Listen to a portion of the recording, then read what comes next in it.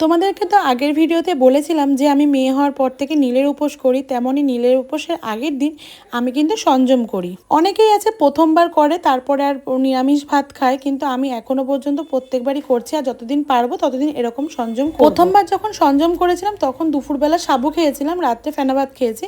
তার পরের বছর থেকে দুপুরে রুটি বা লুচি এইসব কিছু খাই আর রাত্রে ফেনা ভাত খাই। আর আমি এই দিনটাতে একদমই পুরোপুরি আলাদাভাবে সব কিছু করি, মানে একদমই আমিষের ছোঁয়া চাই না। তার জন্য এটা আমি আমার ঘরে করেছিলাম, কারণ একদম ধুয়ে করে নতুন করে মশলা এনে আমি ওটা দিয়ে করেছিলাম। তাই দেখো তেলের প্যাকেটটাও কিন্তু আলাদা করে এনেছি। আর সেদিন করেছিলাম মিক্স ভেজ পনির, তো এত সুন্দর খেতে হয়েছে কি আর বলবে। এটা কিন্তু করা একদমই সিম্পল, এমন হেন কিছু মশলা লাগে না এটার মধ্যে, সামান্য কয়েকটা মশলা হলেই এটা হয়ে যায়। প্রথমেই একটা মিক্সি জারে আমি পোস্ত, মগজ আর কাজু ভিজিয়ে রেখেছিলাম, সেটাকে আমি পেস্ট করে নিয়েছিলাম।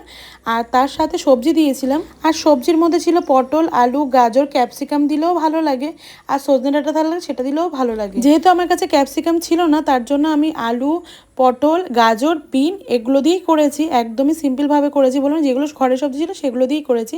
আমি এটাকে ঢেকে ঢেকে ভালো করে ভেজে নিয়েছি, যাতে ভাজাতেই অর্ধেক সেদ্ধ হয়ে যায়।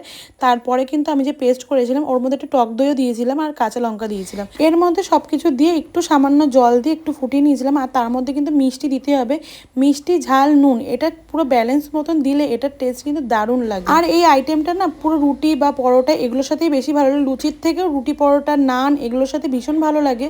আর লাস্টে নামানোর আগে ওটার মধ্যে পনির দিয়েছিলাম, ভেজে রাখা পনিরটা, আর বড়ি যে ভেজে রেখেছিলাম সেই দুটোই দিয়ে দিয়েছিলাম। আমি সংযম করেছিলাম, সাথে আমার মেয়েও কিন্তু আমার সাথে খেয়েছিল। আর ও কোনো সবজি খায় না, কিন্তু এই সবজিটা কিন্তু পুরোটা, মানে যতটুকু ওকে দিয়েছি ও পুরোটাই খেয়েছিল। আর লাস্টে নামানোর আগে একটু কাসুরি মেথি দিয়ে দিয়েছিলাম। তো আমার কিন্তু তরকারিটা একদম রেডি হয়ে গেছে। লাস্টে একটু ঘিও দিয়েছিলাম, অল্প করেই দিয়েছিলাম, কারণ যেহেতু আমার আমিষ ঘি ছিল, তাই আমি আর নিরামিষের মধ্যে ঠাকুরের থেকে একটুখানি নিয়েছিলাম, জাস্ট একটু গন্ধ যাতে হয় তার জন্য দিয়েছিলাম। দেখো কি সুন্দর হয়েছে না। আর এটা একটু ঝোল ঝোল থাকলে আর একটু ভালো হতো, যেহেতু রুটি দিয়ে খাবো একটু। আর আমারটা না শুকিয়ে গেছে, মানে ঝোল ঝোল রাখতে চেয়েছিলাম কিন্তু শুকিয়ে গেছে, কিন্তু এটা কিন্তু ভীষণ ভালো টেস্ট হয়েছে। তোমরাও কিন্তু বাড়িতে করে দেখতে পারো, দারুণ লাগে। তো দেখা হচ্ছে নেক্সট ভিডিওতে, আজকের জন্য টাটা, বাই।